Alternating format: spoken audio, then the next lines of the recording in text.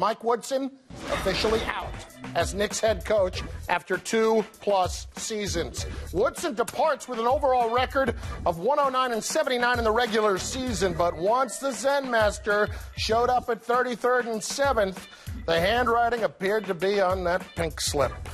Here's a statement from Phil Jackson, quote, "I have a tremendous amount of respect for Mike Woodson and his staff. The coaches and players on this team had an extremely difficult season, and blame should not be put on one individual. But the time has come for change throughout the franchise as we start the journey to assess and build this team for next season and beyond. Everyone in this franchise owes a great deal of gratitude to what Mike Woodson and his staff have done. We wish him the best." The leading candidate to replace him appears to be TNT broadcaster Steve Kerr, who won 5 NBA championships as a player. He played 5 years for Phil Jackson with the Bulls, spent 3 years as GM of the Phoenix Suns, but he's never been an NBA coach. Here is Kerr earlier today on his SiriusXM NBA radio show. I do anticipate talking with Phil Jackson at some point. But, you know, when that time comes, it'll come. But for now, there's really not a whole lot to talk about. This is the NBA. Coaches basically know when they go in that they're likely to be fired. It's a brutal business. It's a brutal profession. You know, he must be doing something right because the Garden doesn't love Frank Isola. He gets all the information right. He, of course, of the Daily News, and he joins us right now. Frank, we just heard from Steve Kerr. Is it a foregone conclusion that he's going to be the next coach?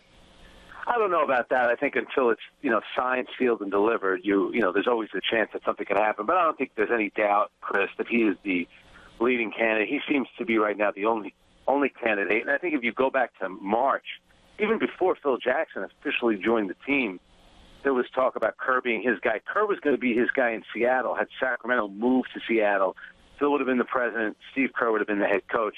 Now we see that all playing out in New York. When you look at Kerr, what's going to make him a good head coach, the ideal one for Phil Jackson? Well, that's a great question. I think the fact that, A, he wants the job, number one, the fact that he knows Phil Jackson and knows the philosophy that Phil Jackson had. He's going to run the kind of offense. More importantly, Chris, as we know at Madison Square Garden, he'll have the support of Phil Jackson, which is something you need. You need a buffer between the owner and the head coach. It's something that Jeff Van Gundy had when Dave Checketts was there. So I think Steve Kerr would have that as well. Now, the idea of coming right from being, a broadcaster, even though Steve Kerr was a GM in Phoenix, but the idea of going right from being a broadcaster to the bench, remember, Doc Rivers was successful. Mark Jackson has been successful. So there have been cases where guys have not worked on a bench, become a head coach, and have had success in the league. Was it a positive day in terms of keeping Carmelo Anthony, Frank, and how does Phil Jackson sell Steve Kerr to Anthony? Well, I think the one thing about Carmelo Anthony, I think he's very sensitive to the idea that, he was solely responsible for driving Mike D'Antoni out, and that he was responsible for driving Jeremy Lin out of town.